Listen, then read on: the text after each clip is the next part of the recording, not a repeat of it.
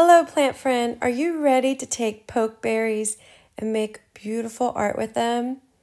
I hope so. You can also use it to make ink. All right, first let's talk about the identifying features of pokeberry. Pokeberry is a perennial herb. It is a poisonous plant. The seeds are the most poisonous part. But let's back up again. So it's a perennial herb and it can grow to 4 to 10 feet. And it generally grows in weedy areas. I want you to look at that leaf. You see how the margin is entire? It's not serrated, right? It's smooth. Also, look at the stem. You see how it's a magenta color or pink? And then hone in on the flowers.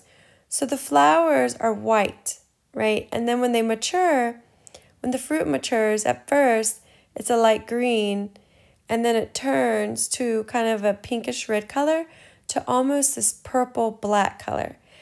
The purplish blackberries are the ones that you want to pick, and you want to be mindful. A lot of people wear gloves when they pick pokeberry. I don't. The juice does not bother me. The juice is safe. You don't really want to ingest it, but it's okay to get on your skin, but I would test a little small amount or a small area on your skin first. But it's the seeds. It's the seeds you do not want to ingest and eat.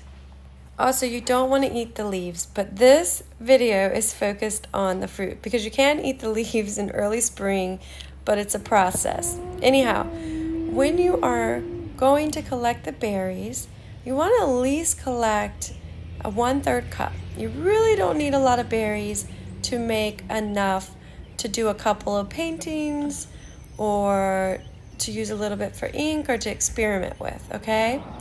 So for this video, this demonstration, we barely had a 1/3 cup. You can see that's what we used. And so this is Van Childress, and she is making the pokeberry. So the first step is you want to mash it with a pestle. So you have to mash, I guess you could use something else, but you have to mash the fruit because you want to separate that juice from the seed, okay? And so that's all you have to do. You have to mash it up. After you get done, you have to pour the mixture into a sieve or a strainer. And so you see that strainer with the small mason jar, that's what we used. And so here's an image of the material. It's fun with Lee. You can use a spoon to get the liquid out. You can add a tiny bit of vinegar, maybe like a tablespoon to 1/3 cup of juice.